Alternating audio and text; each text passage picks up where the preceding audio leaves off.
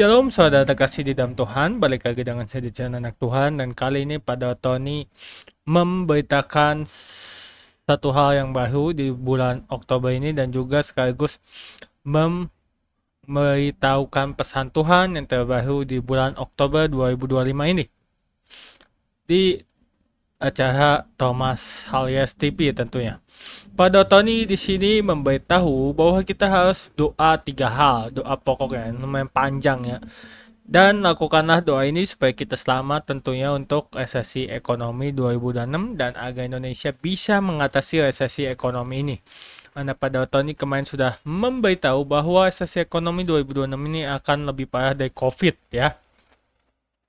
Dan akan terasa lebih berat di saat zaman-zaman COVID-19, yaitu COVID-19. Dan sebelum kita ke video, izinkan saya untuk membacakan satu renungan firman Tuhan yang ada di 2 Korintus 8 ayat 5 yang berbunyi, mereka memberikan lebih banyak daripada yang kami harapkan. Mereka memberikan diri mereka pertama-tama kepada Tuhan, kemudian oleh karena kehendak Allah juga kepada kami. Di mana firman ini berarti seluruh harta kita adalah milik Tuhan.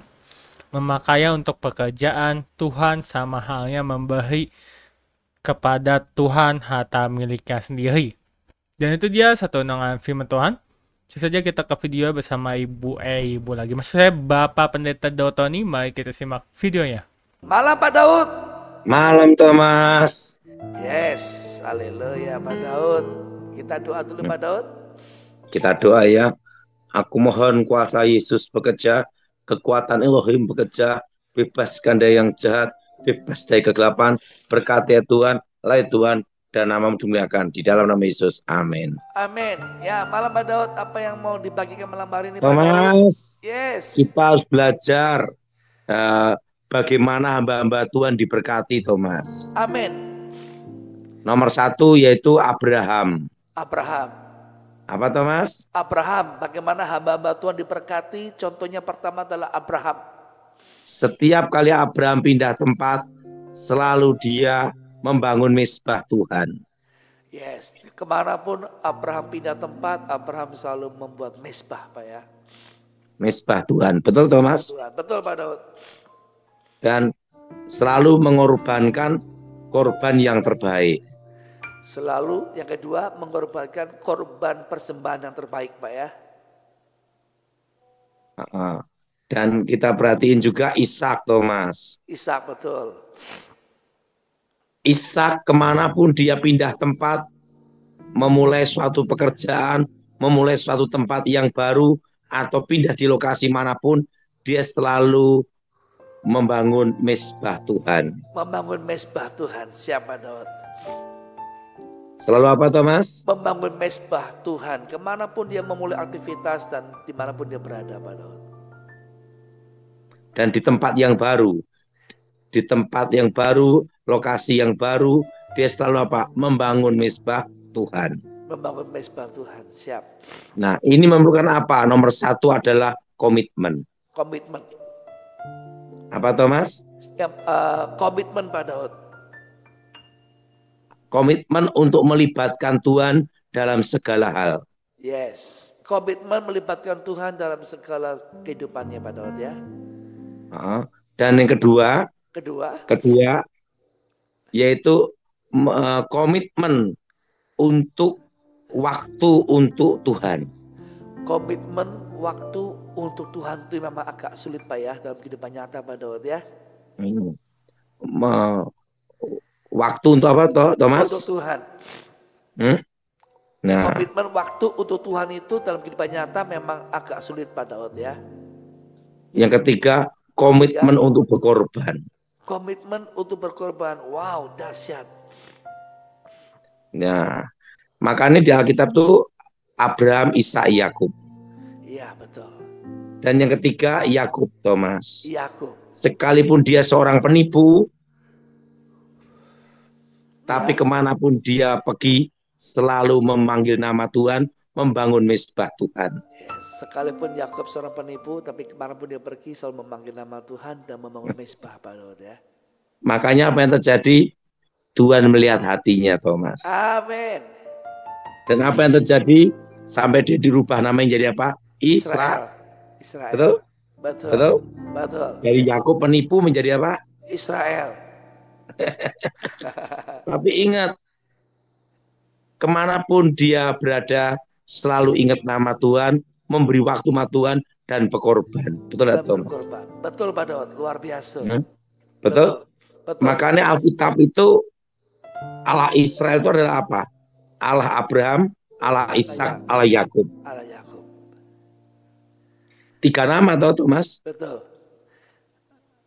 Abraham, Ishak dan Yakub. nah, kan tidak ada namanya Allahnya Thomas. Belum lahir Pak waktu itu Pak. Thomasnya di Alkitab beda lagi. Orang Israel menyebut apa? Elohim. Abraham, Ishak, Yakub. Bagaimana Thomas? Luar biasa Pak Daud. Yakub diganti apa? Israel. Betul? Betul. Kita perhatiin, kita tidak lepas dari kelemahan Abraham. Abraham pun ada kelemahan, dia mengambil Hagar. Betul? Betul. Dan sama istrinya. Pada waktu dia di suatu tempat, dia takut mengakui Sarah istrinya sampai jadi masalah. Betul? Betul. Artinya Abraham juga punya kelemahan. Betul? Betul. Tapi kenapa Tuhan lihat dirinya? Karena dia selalu melibatkan Tuhan dalam hidupnya. Betul. Wow. Tuhan tidak melihat kelemahannya saja, tapi Tuhan melihat hatinya. Betul. Betul Thomas? Betul Pak Daud. Nah, Ishak juga kenapa dia lebih diberkati daripada Esau? Karena Ishak selalu melibatkan apa? Tuhan. Betul? Betul. Ismail ya Thomas ya? Ishak sama Ismail ya Thomas ya? Iya, Ishak sama Ismail Pak. Yakub sama Esau. Nah, kalau kita perhatiin 3 nama ini, Abraham, Ishak, Yakub, itu manusia yang penuh kelemahan juga. Betul. Tidak lepas dari kelemahan seperti kita manusia biasa. Betul nggak Mas? Betul. Tapi Tuhan melihat hatinya, kenapa? Mereka punya komitmen. Pertama apa Thomas? Melibatkan Tuhan. Kedua komitmen memberi waktu pada Tuhan. Terbaik untuk Tuhan ketika berkorban. Gimana Thomas? Luar biasa Pak Daud. Makanya Elohim Israel adalah apa? Abraham, Ishak, Yakub. Ishak dan Yakub. Yang disembah Abraham, Ishak, dan Yakub. Ini menjadi contoh, menjadi suatu pandangan dalam hidup kita. Kenapa nama 3 orang ini disebut bapak leluhur Israel ini Abraham, Ishak, Yakub? Padahal kan ingat, ada Henoh, ada Adam, ada Nuh. Tapi untuk memanggil nama Elohim Israel apa? Elohimnya siapa? Abraham, Ishak dan Yakub. Berarti 3 nama ini punya apa? Kelemahan dan kelebihan. Dan kelebihan hubungan yang benar dengan Tuhan ya. Dan punya apa? Hubungan dengan apa? Tuhan. Itu mencerminkan apa? Mereka punya nilai tambah, nilai plus di mata Tuhan sekalipun banyak kelemahan. Yes, itulah manusia kenyataannya Pak Daud ya. Abraham, Ishak, dan Yakub. Gimana pandangan saya Thomas? Luar biasa Pak Daud. Setuju Thomas? Setuju Pak Daud. Ingat, Abraham dimanapun pergi, dia melibatkan Tuhan. Dan dia selalu apa? Membangun mezbah Tuhan. Dahsyat. Betul? Betul Pak Daud. Betul Pak Daud. Jadi kita perlu belajar dari hal ini Thomas. Betul Pak Daud. Mezbah ini apa? Membangun hubungan dengan Tuhan. Mezbah itu membangun hubungan dengan Tuhan Pak Daud ya. Iya, melibatkan Tuhan dalam segala hal. Dalam segala hal. Siapa Daud? Gimana Thomas? Luar biasa Pak Daud. Mm. Iya, ada lagi Pak Daud. Pak Daud, ini semua jemaat sudah pasang flyer proyek doa nasional loh Pak Daud. Ya, ada pokok doa yang disampaikan kepada semuanya di Indonesia dari Letnan Jenderal Glenny Kerupan. Ya, yang pertama Pak Daud. Pertama, doa untuk perdamaian dunia. Perdamaian dunia. Oke, yang Karena kedua. banyak sekali konflik-konflik perang di Timur Tengah, betul Di nggak, Timur Thomas? Tengah Pak Daud ya. Siap. Dan ada juga terjadi di Nepal juga, betul nggak, Thomas? Betul, Nepal. Eh, di berbagai tempat, intinya satu, berdoa untuk apa? Perdamaian dunia. Perdamaian dunia. Rusia sama Ukraina juga belum selesai, Thomas. Belum.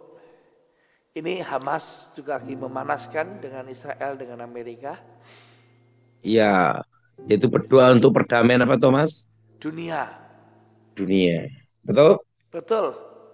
Kedua, Kedua. juga berdoa untuk mereka yang menjadi korban perang akibat konflik-konflik perang di daerah-daerah perang di berbagai tempat di dunia. Betul, Di Thomas? dunia, betul.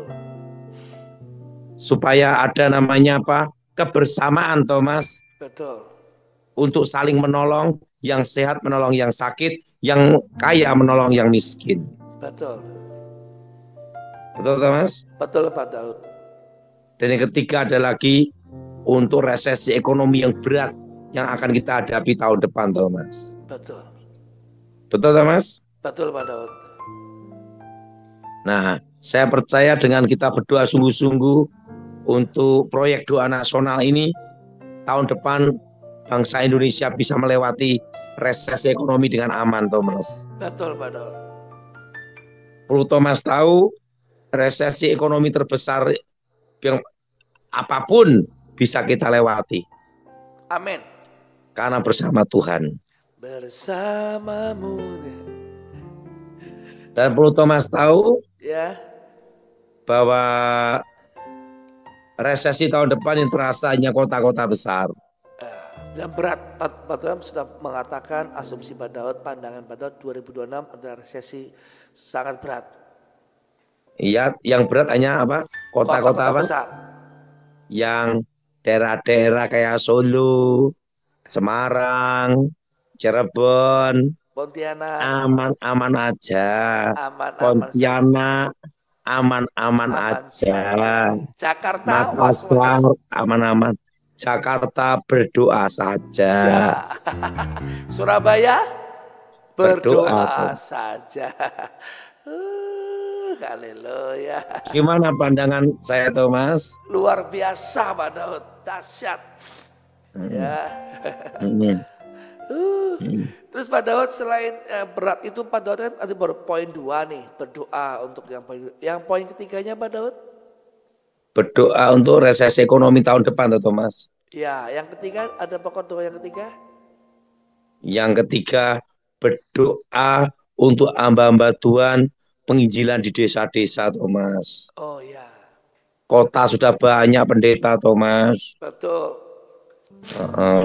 Desa belum Desa Pak Daud, perlu Injil masuk, Thomas. Betul Pak Daud. Gimana, Thomas? Luar biasa Pak Daud.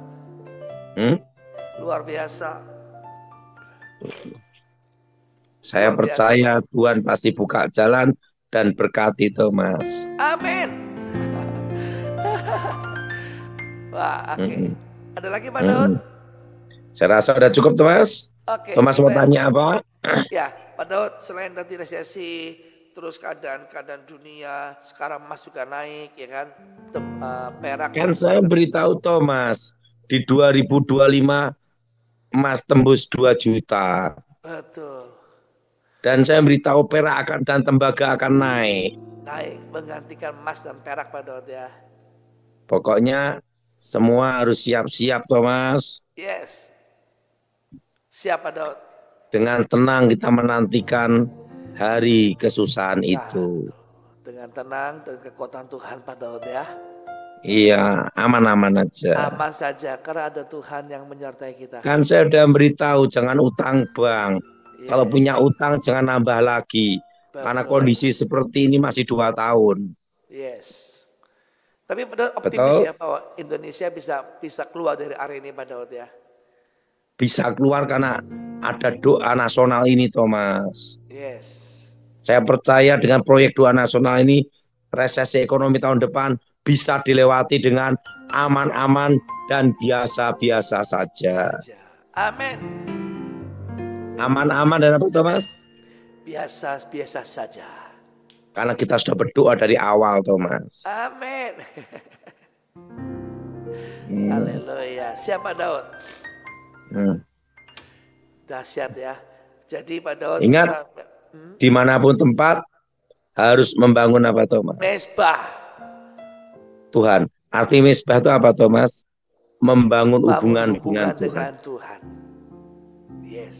Sehingga Oke, Thomas. Allah Abraham, Allah Ishak dan Allah Yakub. Manusia biasa tapi punya hubungan yang luar biasa dengan Tuhan. Berani komitmen.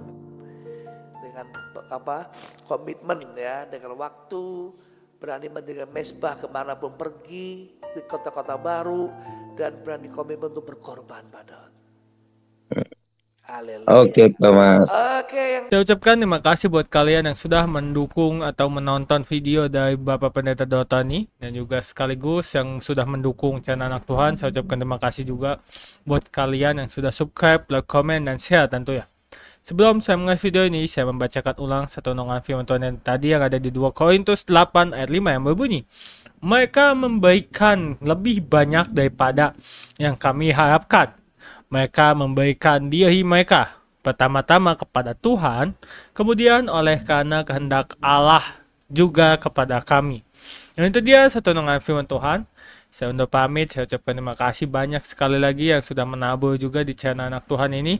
Gaya berkat kalian melimpah, diberkatilah, dan upah kalian besar di surga, dan seluruh keturunan kalian dijamah dan diberkati oleh Tuhan, dan juga dipelihara tentunya oleh Tuhan Yesus Kristus.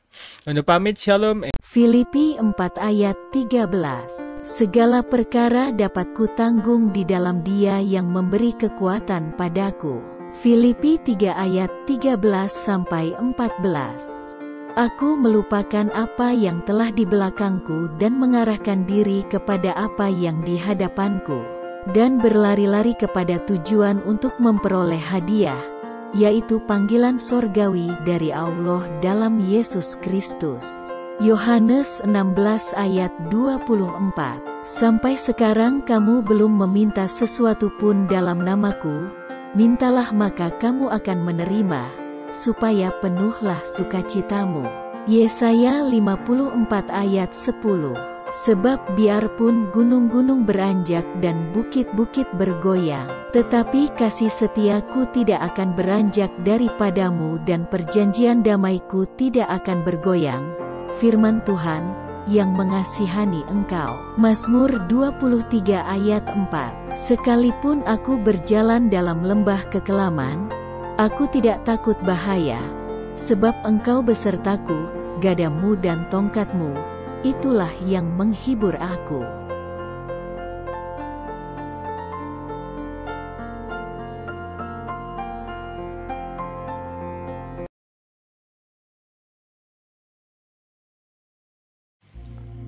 Orang yang duduk dalam lindungan yang maha tinggi dan bermalam dalam naungan yang maha kuasa akan berkata kepada Tuhan, tempat perlindunganku dan kubu pertahananku, Allahku yang ku percayai. Sungguh, dialah yang akan melepaskan engkau dari jerat penangkap burung, dari penyakit sampar yang busuk.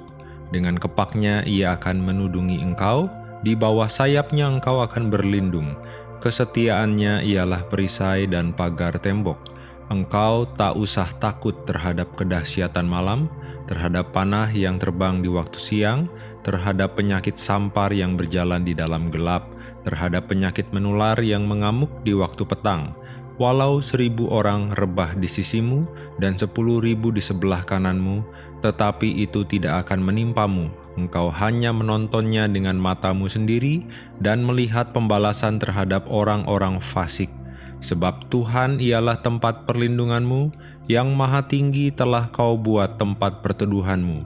Malapetaka tidak akan menimpa kamu, dan tulah tidak akan mendekat kepada kemahmu.